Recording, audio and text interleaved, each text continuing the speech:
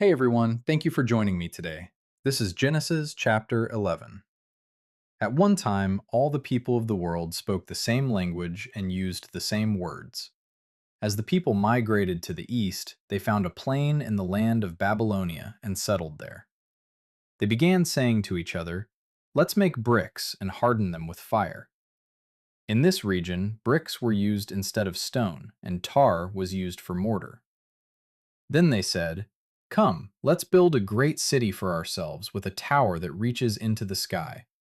This will make us famous and keep us from being scattered all over the world." But the Lord came down to look at the city and the tower the people were building. "Look," he said, "the people are united and they all speak the same language. After this, nothing they set out to do will be impossible for them. Come, let's go down and confuse the people with different languages. Then they won't be able to understand each other." In that way, the Lord scattered them all over the world, and they stopped building the city.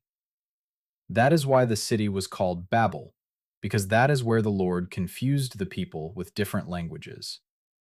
In this way, he scattered them all over the world. This is the account of Shem's family. 2 years after the great flood, when Shem was 100 years old, he became the father of Arphaxad. After the birth of Arphaxad, Shem lived another 500 years and had other sons and daughters. When Arphaxad was 35 years old, he became the father of Shelah. After the birth of Shelah, Arphaxad lived another 403 years and had other sons and daughters. When Shelah was 30 years old, he became the father of Eber. After the birth of Eber, Shelah lived another 403 years and had other sons and daughters. When Eber was 34 years old, he became the father of Peleg. After the birth of Peleg, Eber lived another 430 years and had other sons and daughters.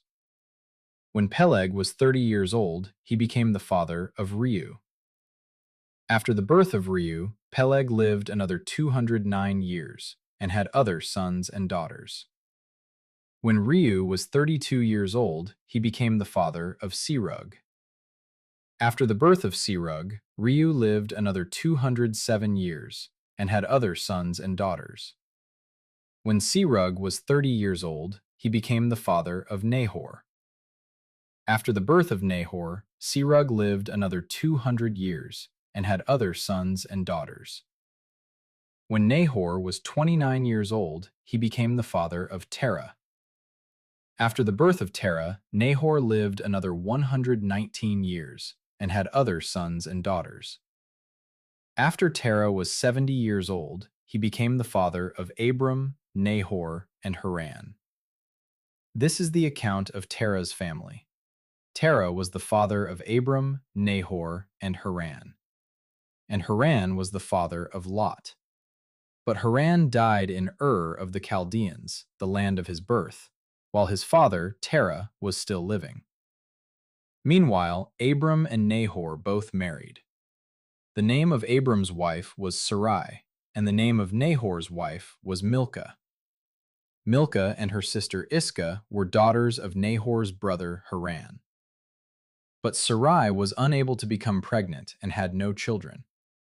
One day, Terah took his son Abram, his daughter-in-law Sarai, his son Abram's wife, and his grandson Lot, his son Haran's child, and moved away from Ur of the Chaldeans. He was headed for the land of Canaan, but they stopped at Haran and settled there.